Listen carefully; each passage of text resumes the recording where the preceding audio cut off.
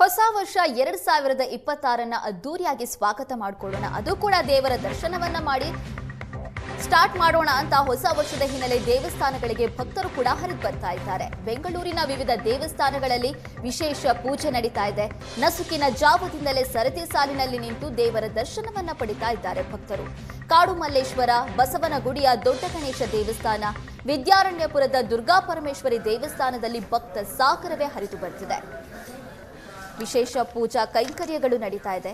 ಮತ್ತೊಂದು ಕಡೆ ಭಕ್ತರು ಕೂಡ ದೇವರ ದರ್ಶನವನ್ನ ಪಡೆದು ಹೊಸ ವರ್ಷವನ್ನ ಪ್ರಾರಂಭ ಮಾಡೋಣ ಅಂತ ಹೆಚ್ಚಿನ ಸಂಖ್ಯೆಯಲ್ಲಿ ಆಗಮಿಸ್ತಾ ಇದ್ದಾರೆ.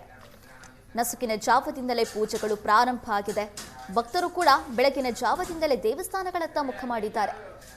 ಹೆಚ್ಚಿನ ಸಂಖ್ಯೆಯಲ್ಲಿ ಭಕ್ತರ ಆಗಮನವಾಗ್ತಾ ಇದ್ದು ದೇವರ ದರ್ಶನಕ್ಕೆ ಅವಕಾಶ ಮಾಡಿಕೊಡಲಾಗ್ತಾ ಇದೆ. ಕಾಡುಮಲ್ಲೇಶ್ವರ, ಬಸವನಗುಡಿಯ ದೊಡ್ಡ ಗಣೇಶ, ವಿದ್ಯಾರಣ್ಯಪುರದ ದುರ್ಗಾ ಪರಮೇಶ್ವರಿ ದೇವಸ್ಥಾನದಲ್ಲಿ ವಿಶೇಷ ಪೂಜೆಗಳು ನಡೀತಾ ಇದೆ. ಭಕ್ತ ಸಾಗರ ಕೂಡ ಅಲ್ಲಿ ನೆರೆದಿದೆ.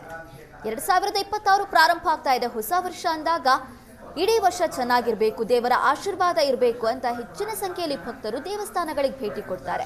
ಒಂದ್ ಕಡೆ ಬೇರೆ ತರದ ಸೆಲೆಬ್ರೇಷನ್ಗಳು ನಡೀತಾ ಇದ್ರೆ ಮತ್ತೊಂದಿಷ್ಟು ಜನ ಭಕ್ತರು ದೇವಸ್ಥಾನಕ್ಕೆ ಬಂದು ದೇವರ ಮುಖವನ್ನ, ದೇವರ ದರ್ಶನವನ್ನ ಮಾಡುವ ಮೂಲಕ ಹೊಸ ವರ್ಷವನ್ನ ಸ್ಟಾರ್ಟ್ ಮಾಡೋ ಎಷ್ಟೋ ಜನರಿದ್ದಾರೆ. ಹಾಗಾಗಿ ಇವತ್ತು ಬೆಂಗಳೂರಿನ ನಾನಾ ಭಾಗದ ಭಕ್ತರು ಬಸವನಗುಡಿ, ದುರ್ಗಾ ಪರಮೇಶ್ವರಿ, ಕಾಡುಮಲ್ಲೇಶ್ವರ ದೇವಸ್ಥಾನಕ್ಕೆ ಭೇಟಿ ಕೊಡ್ತಾ ಇದ್ದಾರೆ. ನಾವು ಸ್ಕ್ರೀನ್ ಮೇಲೆ ನೋಡ್ತಾ ಇರ್ಬೋದು, ಕಿಲೋಮೀಟರ್ ಗಟ್ಟಲೆ ಕ್ಯೂ ನಿಂತಿರುವಂಥದ್ದು ಭಕ್ತರು. ಕಾಡುಮಲ್ಲೇಶ್ವರ, ವಿದ್ಯಾರಣ್ಯಪುರ ಹಾಗೂ ಬಸವನಗುಡಿಯ ನಾನಾ ಭಾಗಗಳಿಂದ ಈ ಭಾಗಕ್ಕೆ ಬಂದು ದೇವರ ದರ್ಶನವನ್ನ ಪಡಿತಾ ಇದ್ದಾರೆ. ಹೊಸ ವರ್ಷದ ಹಿನ್ನೆಲೆ ದೇವಸ್ಥಾನಗಳಿಗೆ ಭಕ್ತ ಸಾಗರವೇ ಹರಿದು ಬರ್ತಿದೆ. ಬೆಳಗಿನ ಜಾವದಿಂದಲೇ ಪೂಜೆಗಳು ನಡೀತಾ ಇದೆ. ಇನ್ನು ದೇವಸ್ಥಾನಕ್ಕೂ ಕೂಡ ವಿಶೇಷ ಅಲಂಕಾರ ಮಾಡಲಾಗಿದೆ. ಮೊನ್ನೆಷ್ಟೇ ವೈಕುಂಠ ಏಕಾದಶಿ ಇತ್ತು. ವೈಕುಂಠ ಏಕಾದಶಿಯ ನಂತರ ಬರ್ತಾ ಇರುವಂತಹ ಹೊಸ ವರ್ಷ ಇದು.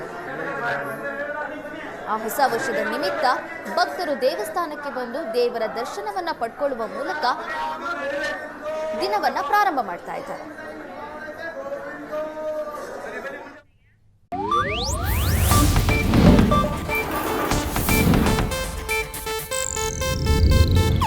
ಇದು ಏಷ್ಯಾನೆಟ್ ನ್ಯೂಸ್ ನೆಟ್ವರ್ಕ್ ಪ್ರಸ್ತುತಿ.